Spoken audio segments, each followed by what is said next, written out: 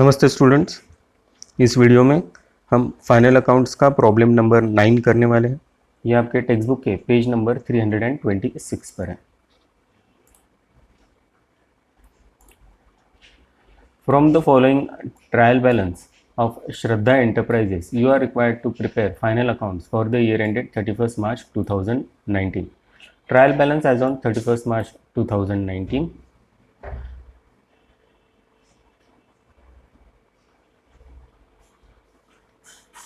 अब trial balance हम पूरा नहीं पढ़ेंगे, इसमें सिर्फ हम देखेंगे हमारा जो आइटम परचेसेस है तो परचेस के लिए कोई हमारे पास परचेस रिटर्न है क्या। अब परचेस अगर डेबिट में है तो परचेस रिटर्न क्रेडिट में होगा। तो क्रेडिट बैलेंसेस में हम देखते हैं, क्रेडिट बैलेंसेस में हमारे पास रिटर्न आउटवर्ड है 8,000 रुपीज़ के। तो परचेस में से हम परचेस रिटर्न यानी रिटर्न आउटवर्ड माइनस कर देंगे। यहाँ पे लिखेंगे हम -8,000। और अब इस ट्रायल बैलेंस में रिटर्न आउटवर्ड की ज़रूरत नहीं है, हमने इसको ट्रायल बैलेंस से कट कर दिया।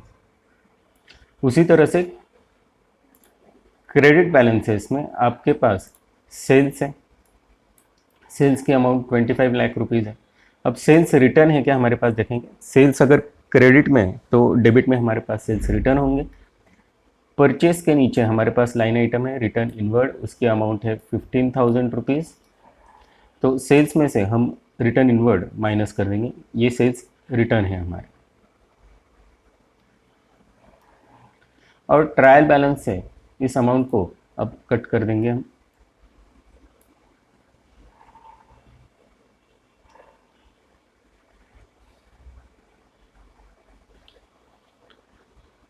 और अब हम एडजस्टमेंट्स पढ़ेंगे। Insurance is prepaid to the extent of ₹2,250 rupees. अब प्रीपेड इंश्योरेंस मतलब क्या हम समझ के लेते हैं। हर साल में इंश्योरेंस का हमें प्रीमियम भरना पड़ता है। इंश्योरेंस प्रीमियम जब ड्यू होता है तब हमने पेमेंट किया तो वो ट्रायल बैलेंस में अपीयर होगा इंश्योरेंस इस नाम से। लेकिन अगर इंश्योरेंस का प्रीमियम पहले ही भर दिया यानी अगले साल का प्रीमियम इसी साल में भर दिया तो वो हो गया एडवांस में भरा हुआ प्रीमियम, या उसको हम कहेंगे प्रीपेड इंश्योरेंस। प्रीपेड इंश्योरेंस ये आपका एसेट है।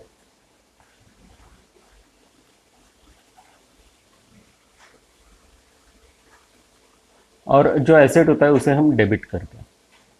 और इंश्योरेंस हमने पहले से ही प्रीपे कर दिया, इससे इससे हमारा जो एक्सपेंस है वो कम हो गया, इसलिए इंश्योरेंस अकाउंट को क्रेडिट करेंगे। अब प्रीपेड इंश्योरेंस की अमाउंट 2,250 रुपीज़ है।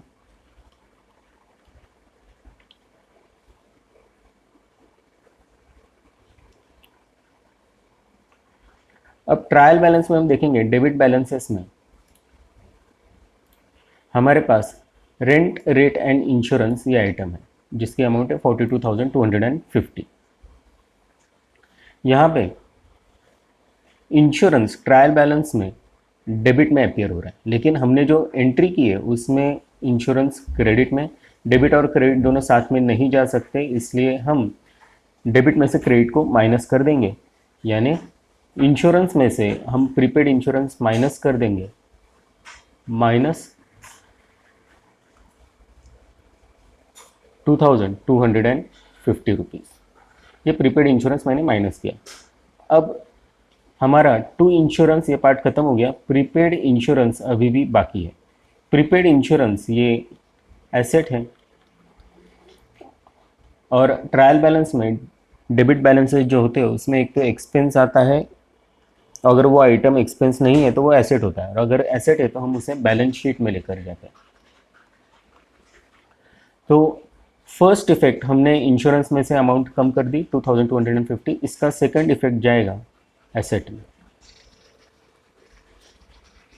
इसका शॉर्ट फॉर्म ए है। अब सेकंड एडजस्टमेंट देखेंगे हम। Closing stock is valued at ₹3,80,000 cost price and ₹4 lakh as market price. अब क्लोजिंग स्टॉक में हमें दो अमाउंट दी है, एक तो कॉस्ट प्राइस दी है, सेकंड है हमारे पास मार्केट प्राइस। अब जब भी हमें कॉस्ट प्राइस और मार्केट प्राइस, इसे दो अमाउंट देते हैं। कॉस्ट प्राइस मतलब हमने जो जिस कॉस्ट पे उस स्टॉक को लिया वो अमाउंट। मार्केट प्राइस का मतलब अगर वो स्टॉक को हम मार्केट में बेचेंगे तो हमें क्या वैल्यू मिलेगी, तो उसे कहेंगे हम मार्केट प्राइस। कॉस्ट प्राइस या मार्केट प्राइस, ऐसे दो अमाउंट हमें देते हैं, तो हमें लेना है whichever is lower.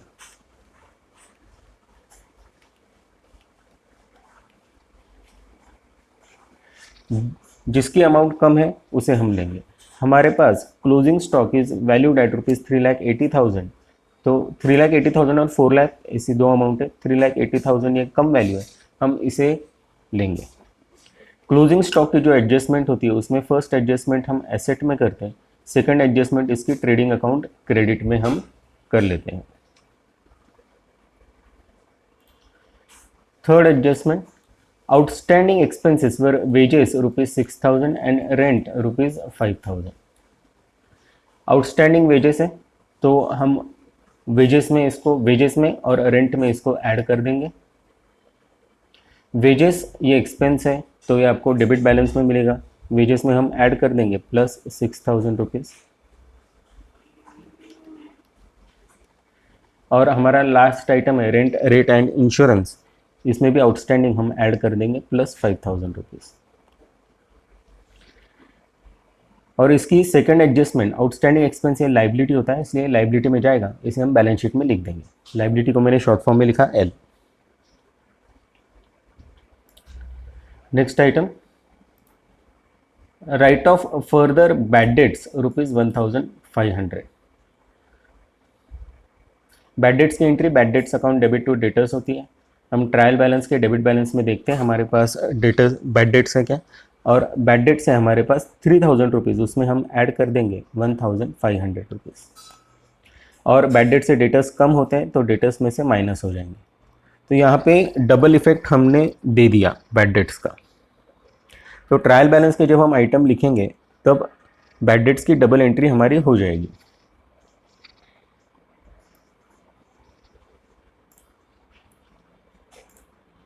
Next, provide 5% reserve for doubtful debts. हमें रिजर्व फॉर डाउटफुल डेट्स, इसको शॉर्ट फॉर्म में RDD प्रोवाइड करना है हमें डेटर्स पर। अब डेटर्स की आपकी वैल्यू 5,20,000, उसमें से बैड डेट्स आपने माइनस कर दिए ₹1,500।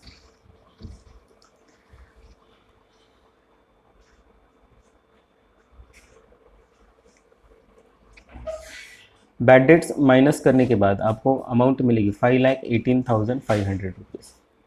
इसके 5% आपने कैलकुलेट करने हैं, ये आपके RDD।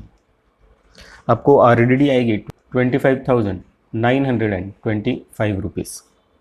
ये डेटर्स से माइनस होंगे 25,925, और ये बैड डेट से हम, और इसे हम बैड डेट्स में ऐड कर देंगे 25,925। ट्रायल बैलेंस में जो बैड डेट्स है वो हमारे ओल्ड बैड डेट्स हैं, और जो हमने एडजस्टमेंट्स में हम बैड डेट्स देख रहे हैं ये हमारे न्यू बैड डेट्स हैं। वैसे ही RDD जो एडजस्टमेंट में अपियर हो रही है वो न्यू RDD। अब हम ट्रायल बैलेंस में देखेंगे हमारे पास ओल्ड RDD है क्या। RDD ये रिजर्व है तो आपको क्रेडिट बैलेंस में दिखेगा। क्रेडिट बैलेंस में reserve for bad and doubtful debts, ये आपका लास्ट आइटम है। या आप ये क्रेडिट में तो हम इसे बैड डेट से माइनस कर देंगे, अमाउंट है -8,000। ये ट्रायल बैलेंस का आइटम है इसलिए इसकी एक ही एडजस्टमेंट है, हमें डबल एडजस्टमेंट करने की ज़रूरत नहीं। और अब हम ट्रायल बैलेंस से इसको कट कर देते हैं।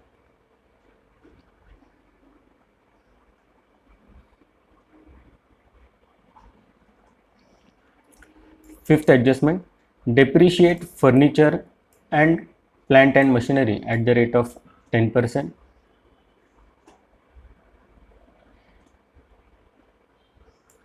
ये फर्नीचर हमारा लाइन आइटम है, इस पे हमने डिप्रिसिएशन चार्ज करना है 10% से। डिप्रिसिएशन फर्नीचर से माइनस होगा -12,000।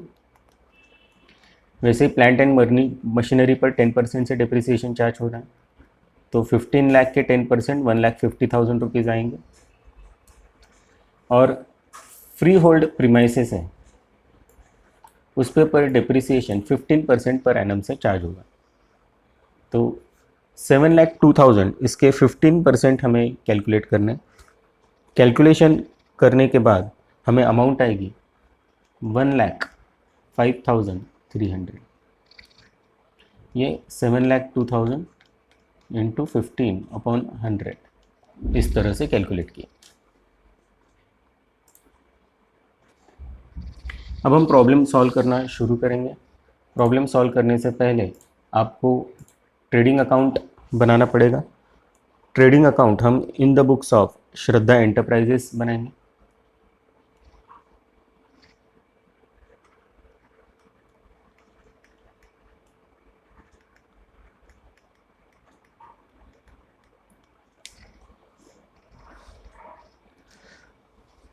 And trading account for the year ended on 31st March 2019।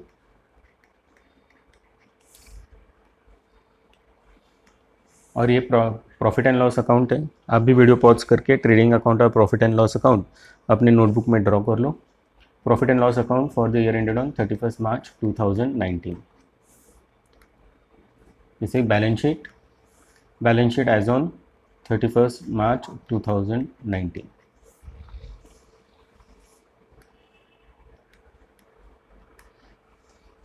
अब हम ट्रायल बैलेंस के एक एक लाइन आइटम को पढ़ेंगे और उसकी एंट्री ट्रेडिंग अकाउंट या प्रॉफिट एंड लॉस अकाउंट या बैलेंस शीट में करते जाएंगे। डेबिट बैलेंसेस हैं। डेबिट बैलेंस में एक तो एक्सपेंस होता है और अगर एक्सपेंस नहीं है तो वो एसेट होता है। फर्स्ट आइटम है ओपनिंग स्टॉक, अमाउंट है 2,40,000 रुपीज़। ओपनिंग स्टॉक को हम ट्रेडिंग अकाउंट में लिखते हैं। फर्स्ट आइटम है हमारा to opening stock,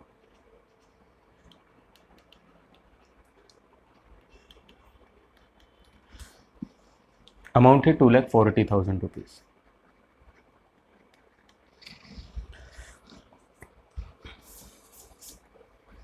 first item opening stock होता है, उसके बाद टू परचेसेस और क्रेडिट में होते हैं सेल्स।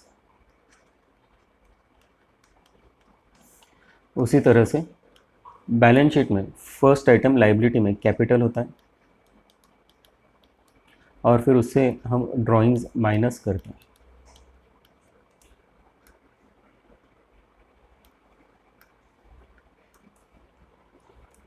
नेक्स्ट आइटम है परचेसेस, अमाउंट 8,50,000 रुपीज़ और उसमें से परचेस रिटर्न है हमारे 8,000 रुपीज़। यहाँ पे परचेस रिटर्न को रिटर्न आउटवर्ड इस नाम से बोला गया है।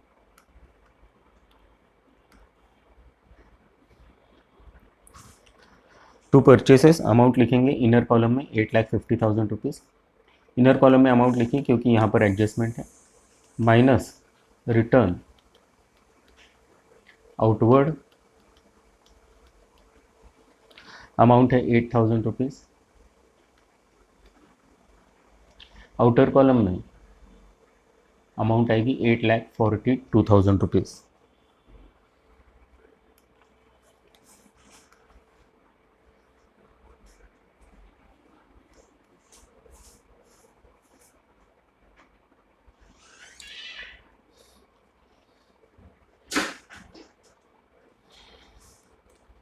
नेक्स्ट आइटम है रिटर्न इनवर्ड। हम जब सेल्स लिखेंगे तब रिटर्न इनवर्ड लिख देंगे, अभी इसको लिखने की ज़रूरत नहीं। उसके बाद है वेजेस 29,000 रुपीज़। इसमें आउटस्टैंडिंग वेजेस 6,000 रुपीज़ के हैं। वेजेस ये हमारा एक्सपेंस है और ये फैक्ट्री रिलेटेड एक्सपेंस है, इसे हम ट्रेडिंग अकाउंट में लिखेंगे।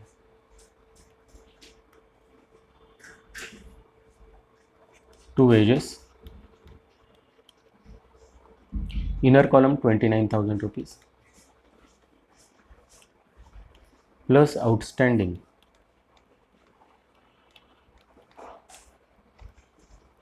6,000 रुपीज़। आउटर कॉलम में 35,000 रुपीज़।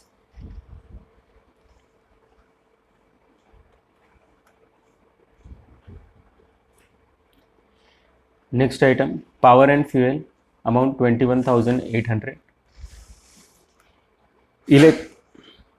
फैक्ट्री के काम के लिए जो इलेक्ट्रिसिटी लगती है या जनरेटर में जो डीजल लगाना पड़ता है उसे पावर एंड फ्यूल कहा जाता है। अगर ऑफिस के कंजम्पशन के लिए इलेक्ट्रिसिटी यूज़ होती है या शोरूम के कंजम्पशन के लिए इलेक्ट्रिसिटी यूज़ होती है तो ट्रायल बैलेंस में उसको इलेक्ट्रिसिटी इस नाम से लिखा जाएगा। लेकिन फैक्ट्री के लिए अगर इलेक्ट्रिसिटी यूज़ हुई तो उसे पावर एंड फ्यूल इस नाम से लिखेंगे। तो इसे हम ट्रेडिंग अकाउंट में लिखेंगे क्योंकि ये फैक्ट्री रिलेटेड एक्सपेंस है। To power and fuel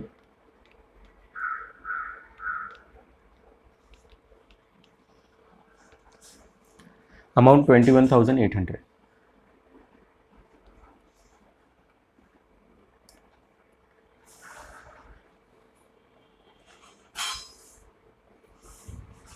next expense travelling expenses है। ये ऑफिस या शोरूम से रिलेटेड एक्सपेंस है। ऑफिस या शोरूम के काम के लिए अगर जो ट्रैवल करना पड़ता है वो ट्रैवलिंग एक्सपेंस होते हैं। इसे हम प्रॉफिट एंड लॉस अकाउंट में लिखेंगे।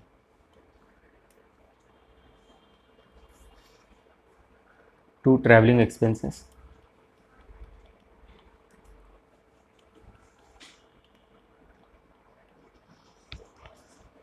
अमाउंट 14,700।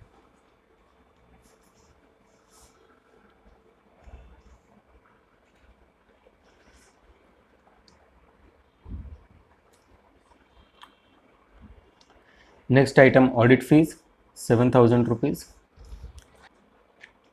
अब ऑडिट फीस क्या होता है वो समझ के लेते हैं। बिजनेस के जो अकाउंट्स प्रिपेयर होते हैं उसे चार्टर्ड अकाउंटेंट से चेक करा के लेने होते हैं। चार्टर्ड अकाउंटेंट जब इसे चेक करता है तो उसे कहते हैं ऑडिट। ऑडिट करने के चार्टर्ड अकाउंटेंट को पैसे देने पड़ते हैं, उसे कहते हैं ऑडिट फीस। ऑडिट फीस ये ऑफिस या शोरूम रिलेटेड एक्सपेंस है, इसे हम प्रॉफिट एंड लॉस अकाउंट में लिखेंगे।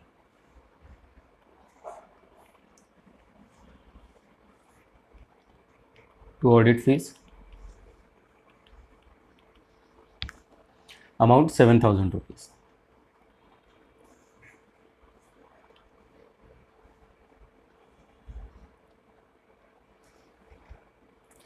नेक्स्ट आइटम है रॉयल्टी 72,000 रुपीज़। अब रॉयल्टी का मतलब क्या है समझ के लीजिए।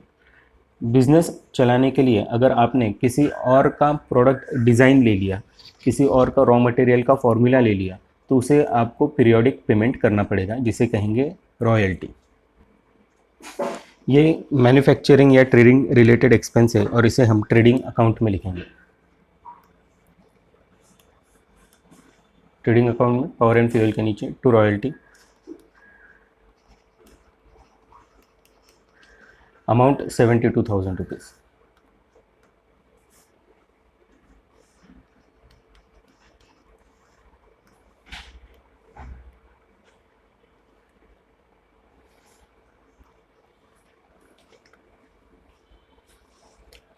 Next item discount amount 1,750। Product बेचते समय हमने जो कस्टमर को डिस्काउंट दिया वो यहाँ पे ट्रायल बैलेंस में आया। ये हमारा एक्सपेंस है। ये ऑफिस या शोरूम रिलेटेड एक्सपेंस है। ये प्रॉफिट एंड लॉस अकाउंट में आएगा।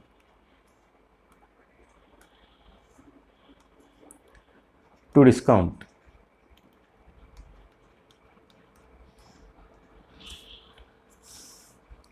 Amount 1,750 rupees.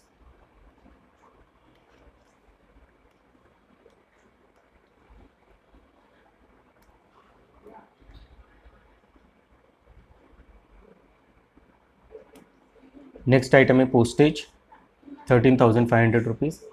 पोस्टेज का मतलब होता है कि आपने अपने ऑफिस से या शोरूम से जो आइटम पोस्ट करा है उसके स्टैम्प टिकट्स आपने जो खरीदी की है, अगर तो उसे हम पोस्टेज में इंक्लूड करेंगे। कुरियर से भी अगर आपने कोई आइटम भेजा होगा तो वो भी पोस्टेज में इंक्लूड हो जाएगा।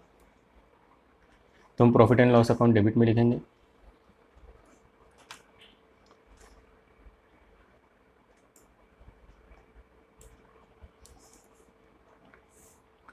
टू पोस्टेज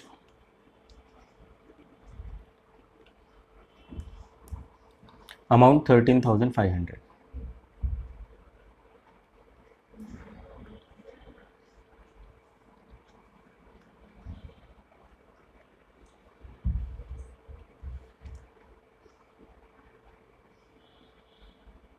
नेक्स्ट आइटम है बैड डेट्स और बैड डेट्स ओल्ड की अमाउंट है 3,000 rupees.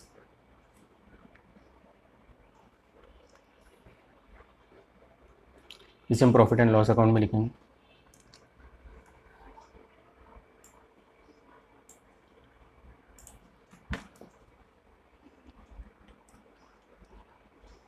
Bad debts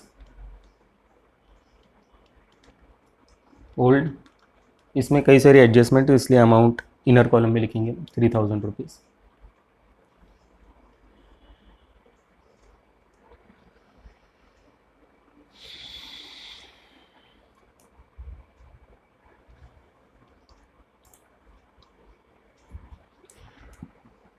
new bad debts हमारी 1500 रुपीज़ है, इसे हम ऐड करेंगे।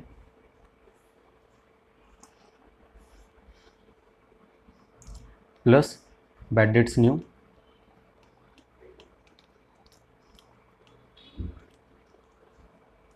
अमाउंट 1500।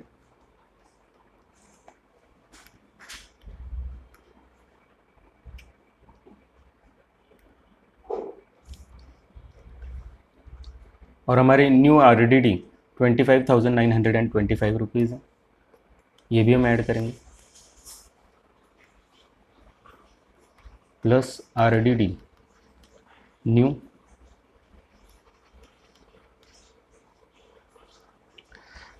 Amount 25,925 rupees. अब इन सब की आप टोटल ले लो,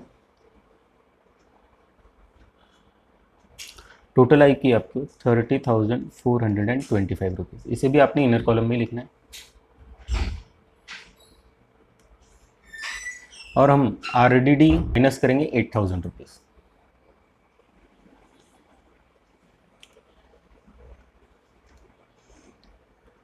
यहाँ पे लिखेंगे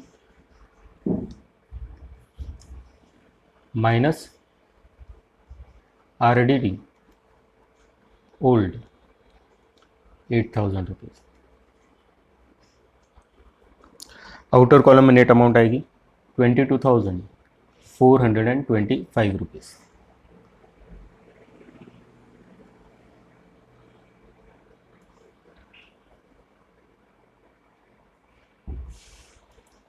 next item sundry debtors, amount है 5,20,000 रुपीज़। और इसमें से बैड डेट्स माइनस होंगे 1,500 और RDD माइनस होगी 25,925।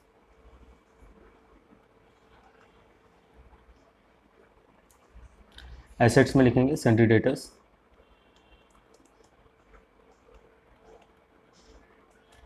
इनर कॉलम में अमाउंट लिखेंगे 5,20,000 rupees minus bad debts,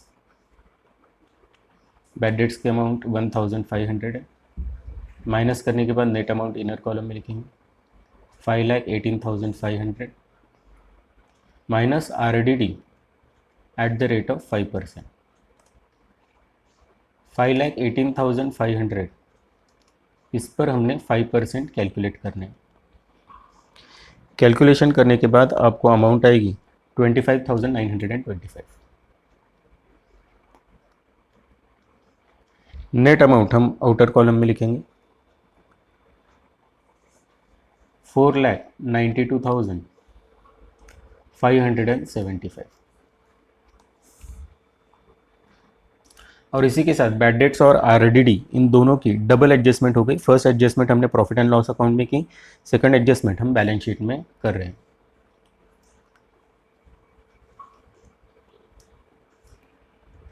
next item furniture 1,20,000 rupees और उसमें डिप्रिसिएशन है 12,000 रुपीज़। बैलेंस शीट में लिखेंगे फर्नीचर एसेट है हमारा, फर्नीचर 1,20,000 रुपीज़ लेस डिप्रिसिएशन, हमने 1,20,000 पर 10% इस रेट से डिप्रिसिएशन चार्ज किया है। आउटर कॉलम में नेट अमाउंट लिखेंगे 1,08,000।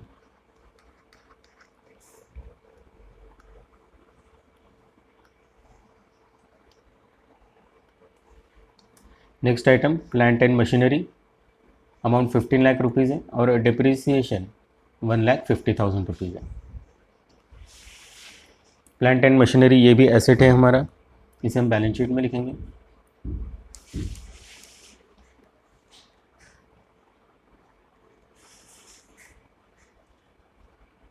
Plant and machinery 15 lakh rupees less depreciation at the rate of 10% है, तो 15 लैक्स इंटू 10/100, इस तरह से हमने कैलकुलेट किया।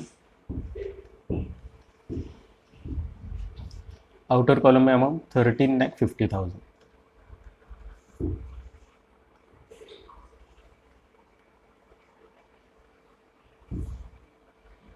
Next item free hold premises 7,02,000 rupees और उस पर डेप्रिसिएशन 15% से 1,05,300 है।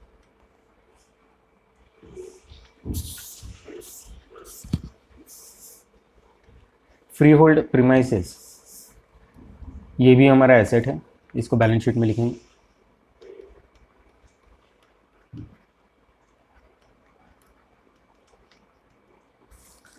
इनर कॉलम में अमाउंट आएगी 7,02,000 लेस डेप्रिसिएशन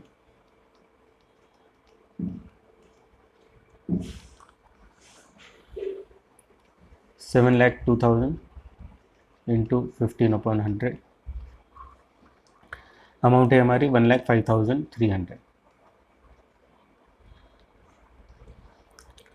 आउटर कॉलम में अमाउंट लिखेंगे 5,96,700।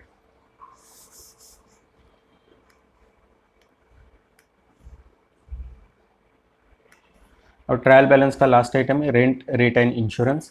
रेंट मतलब ऑफिस या शोरूम के प्रीमाइसेस के लिए आपने जो भाड़ा पे किया, जो रेंट दिया वो, और इंश्योरेंस यानी आपने जो इंश्योरेंस रेंट या ऑफिस के आइटम्स का निकाला उनका इंश्योरेंस प्रीमियम। ये दोनों के दोनों आपके ऑफिस या शोरूम रिलेटेड एक्सपेंसेस हम प्रॉफिट एंड लॉस अकाउंट में लिखेंगे। इसमें एडजस्टमेंट है 2,250 रुपीज़ की, ये प्रीपेड इंश्योरेंस है, और 5,000 रुपीज़ ये आपका आउटस्टैंडिंग रेंट है।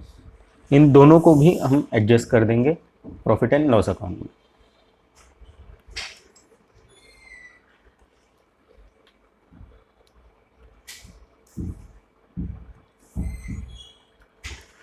To rent rate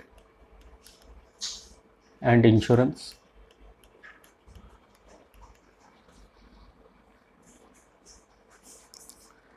inner column में अमाउंट लिखेंगे 42,250। इसमें से हम प्रीपेड इंश्योरेंस माइनस करेंगे, लेस प्रीपेड इंश्योरेंस,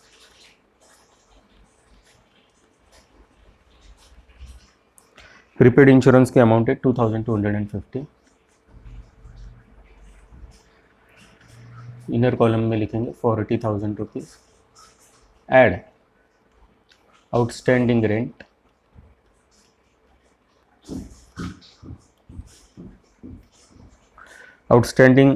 है 5,000 रुपीज़।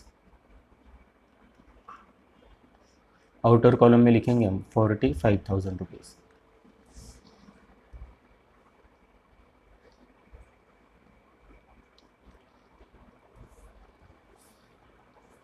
अब हम क्रेडिट बैलेंसेस के आइटम पढ़ेंगे।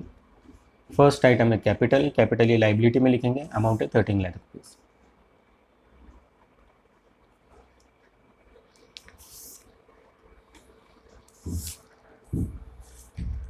इनर कॉलम में लिखेंगे हम 13 lakh.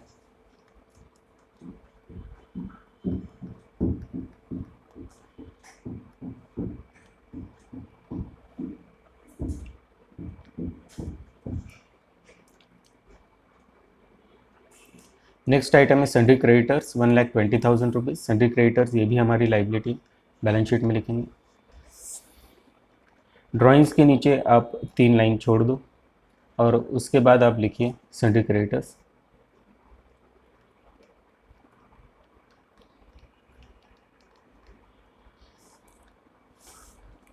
Amount 1,20,000 rupees outer column में लिखेंगे हम।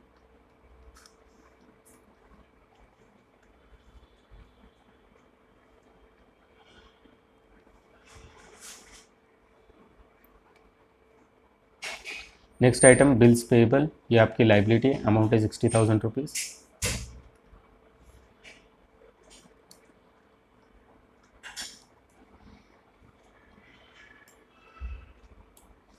सन्ड्री क्रेडिटर्स के नीचे लिखेंगे बिल्स पेएबल, अमाउंट 60,000।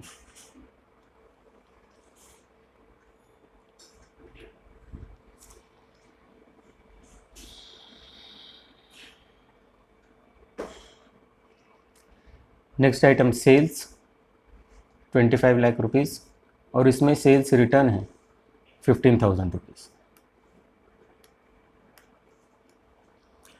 सेल्स हमने पहले से ही लिखा है, इनर कॉलम में हम अमाउंट लिखेंगे 25 lakh rupees minus return inward 15,000 rupees, net amount 24 lakh 85,000 rupees.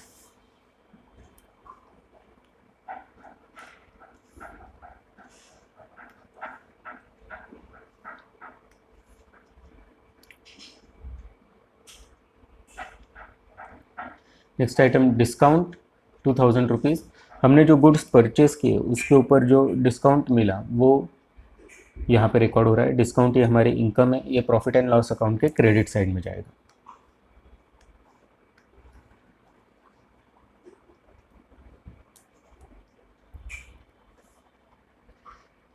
एक लाइन छोड़ करके हम लिखेंगे bye discount,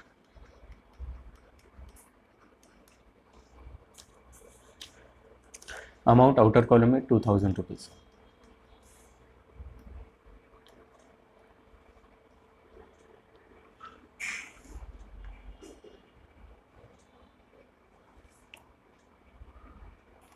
next item bank overdraft 1,54,000 rupees. Bank overdraft हमारे बिजनेसमैन का बैंक में यूजुअली करंट अकाउंट होता है। उसके करंट अकाउंट में जितने पैसे, उससे ज़्यादा पैसे उसने बैंक की परमिशन से अगर विड्रॉ किए तो उसे बैंक ओवरड्राफ्ट कहते हैं। बैंक ओवरड्राफ्ट ये लाइबिलिटी है, क्योंकि जो पैसे बैंक से ले लिए उसने उसे वापस बैंक को देने होते हैं। एक तरह का लोन ही है, शॉर्ट टर्म लोन होता है ये, तो ये लाइबिलिटी में जाएगा आपका। बैलेंस शीट में लिखेंगे बिल्स पेएबल के नीचे बैंक ओवरड्राफ्ट,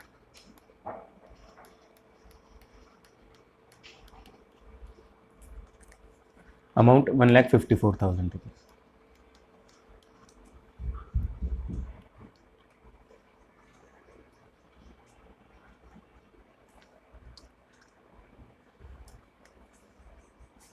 और reserve for bad and doubtful debts, इसकी एडजस्टमेंट ऑलरेडी हमने बैड डेट्स के साथ की हुई है, तो इसकी अलग से हमें एडजस्टमेंट लिखने की ज़रूरत नहीं। अब हम एडजस्टमेंट्स देखेंगे। Insurance is prepaid to the extent of ₹2,250। इसकी सेकंड एडजस्टमेंट हमने एसेट में करनी है। फर्स्ट एडजस्टमेंट हमने रेंट रेट और इंश्योरेंस के साथ ₹2,250 कर दी है, तो अब सेकंड एडजस्टमेंट कर रहे हैं हम एसेट में।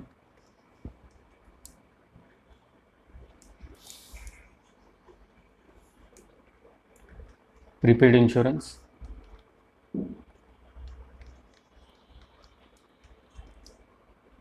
₹2,250।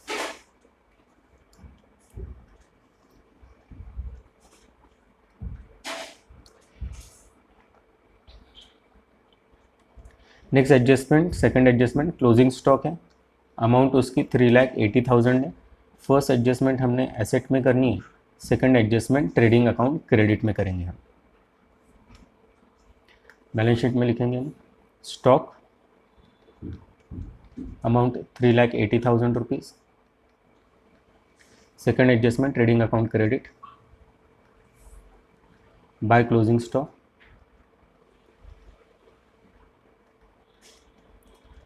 3,80,000 रुपीज़।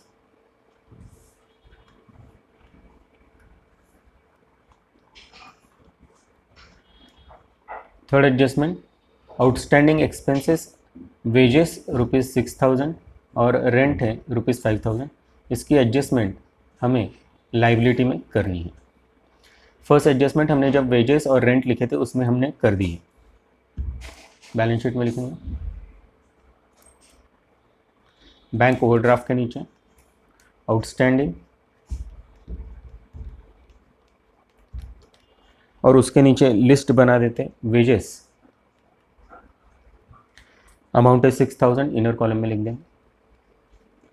और उसके बाद रेंट इनर कॉलम में लिखेंगे 5000 रुपीज़। इन दोनों की टोटल आउटर कॉलम में लिखेंगे 11,000 रुपीज़।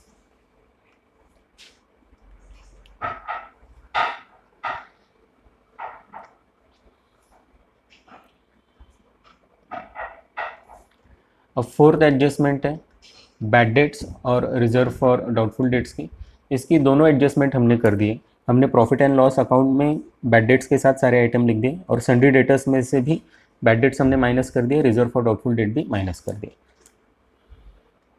अब हम फिफ्थ एडजस्टमेंट देखेंगे, depreciation on furniture, plant and machinery and free hold premises at the rate of 15% per annum. तो इसको हम रिकॉर्ड करेंगे, इसे हम प्रॉफिट एंड लॉस अकाउंट में लिखेंगे।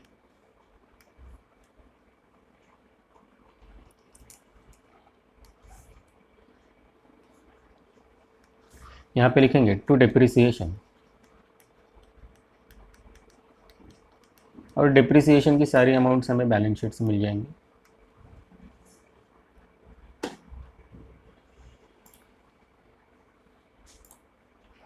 फर्नीचर पर हमने डिप्रिसिएशन चार्ज किया है 12,000 रुपीज़, उसे लिख देते हैं। प्लांट एंड मशीनरी पर हमने डिप्रिसिएशन चार्ज किया है 1,50,000 रुपीज़ और फ्री होल्ड प्रीमाइसेस पर डिप्रिसिएशन हमने चार्ज किया है 1,05,300 रुपीज़। इनको हम प्रॉफिट एंड लॉस अकाउंट में डेबिट साइड में लिख देंगे। डिप्रिसिएशन उसकी लिस्ट बनाएंगे। सबसे पहले नीचे लिखेंगे furniture,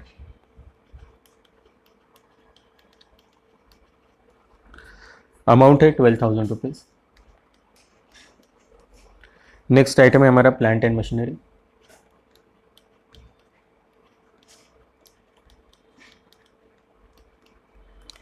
amount 1,50,000 rupees. Next item free hold property,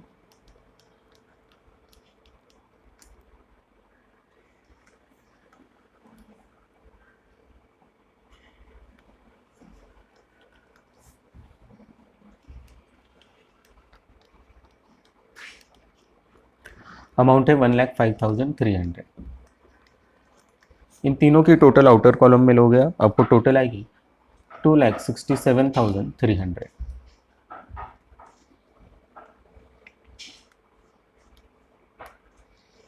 और इसी के साथ इस प्रॉब्लम की सारी एडजस्टमेंट्स हमने कर लिए, ट्रायल बैलेंस के सारे आइटम लिख दिए।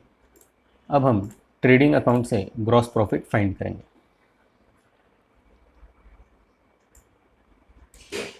सबसे पहले ट्रेडिंग अकाउंट क्रेडिट की आप टोटल ले लो। मैंने हाईलाइट किया ये आउटर कॉलम है। ट्रेडिंग अकाउंट क्रेडिट की आपने टोटल ले लो।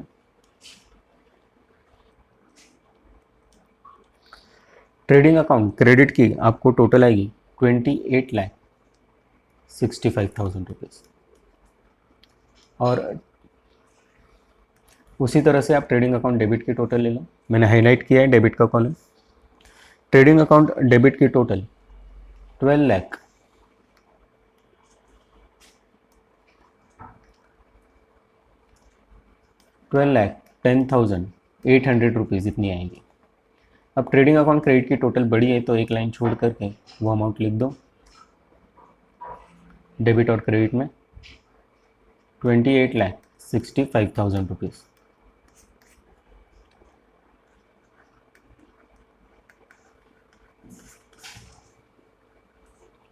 और क्रेडिट में से आप डेबिट की अमाउंट माइनस कर दो, आपको डिफरेंस अमाउंट मिलेगी जो आपका ग्रॉस प्रॉफिट है। डिफरेंस अमाउंट है 16,54,200। ये आपका ग्रॉस प्रॉफिट है, इसे हम डेबिट में लिखेंगे। To gross profit carried down, amount है 16,54,200। अब यही ग्रॉस प्रॉफिट ट्रेडिंग अकाउंट में डेबिट में आता है तो प्रॉफिट एंड लॉस अकाउंट में क्रेडिट में आएगा। हमने क्रेडिट में एक लाइन छोड़ी है, by gross profit brought down amount 16,54,200। अब profit and loss account credit side के आउटर कॉलम के आप अमाउंट टोटल ले लो, आपको टोटल आएगी 16,56,200।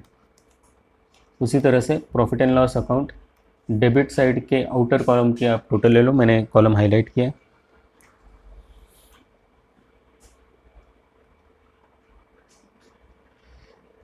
डेबिट साइड के सारे अमाउंट्स की टोटल आपको आएगी 3,71,675।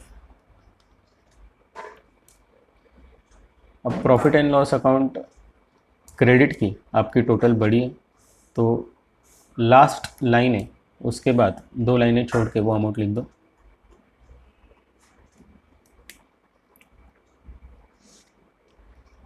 $16,56,200।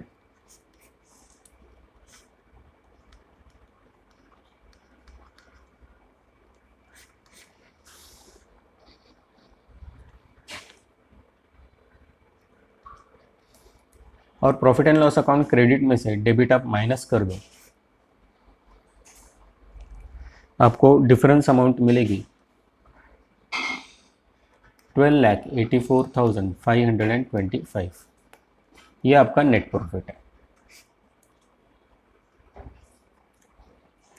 डेबिट में हम लिखेंगे to net profit,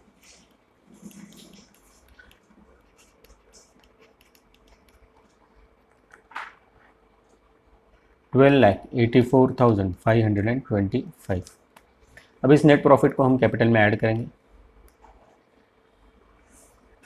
balance sheet में कैपिटल हमारा फर्स्ट आइटम है, ड्राइंग्स इस प्रॉब्लम में कुछ नहीं है, और इसमें हम नेट प्रॉफिट ऐड कर देते हैं प्लस नेट प्रॉफिट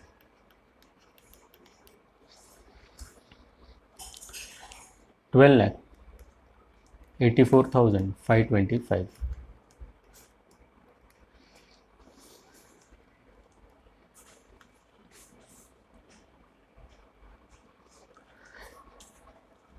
कैपिटल में वो अमाउंट ऐड करने के बाद आपको नेट अमाउंट आउटर कॉलम में लिखनी है। नेट अमाउंट आएगी 25,84,525। अब लाइबिलिटीज़ का जो आउटर कॉलम है मैंने हाईलाइट किया है, उसकी आप टोटल ले लो।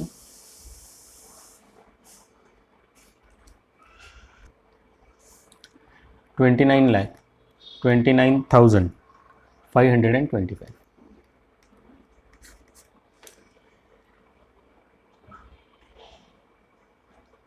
वैसे ही आप एसेट साइड के आउटर कॉलम की टोटल ले लो, आपकी टोटल आएगी 29,29,525। और इसी के साथ हमारी बैलेंस शीट टैली हो गई।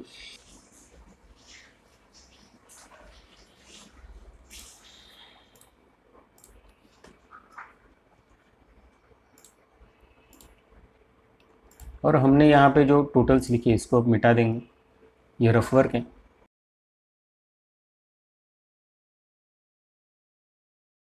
वैसे ही ट्रेडिंग अकाउंट में हमने जो टोटल्स ली थी उसको भी मिटा देंगे।